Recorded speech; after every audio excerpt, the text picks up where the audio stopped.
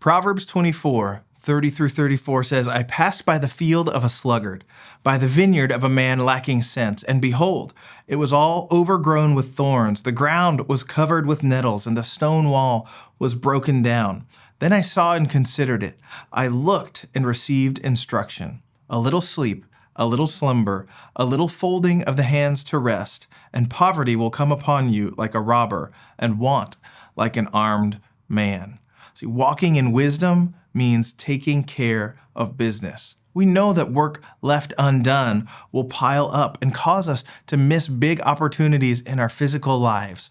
And today we should consider that work left undone in our spiritual lives piles up too. This can be hard to identify sometimes because you actually do need to rest. And God calls us to rest. But here's the pattern to remember. God himself rested after all the work was done. He did those 6 days of work and then showed us how we need to rest by making a day for it in that seventh day. See, that's the pattern that he set up for his people, that we work, we get done what he's calling us to do. Whatever he lays in front of us, we move through it faithfully, and then we rest. That means returning to work the next week, returning to what he's got for us coming up next with renewed focus and renewed purpose. In our world, it's desirable to get the easy life. Our culture is probably more comfortable than we could have ever imagined. But God calls us to meaningful kingdom work.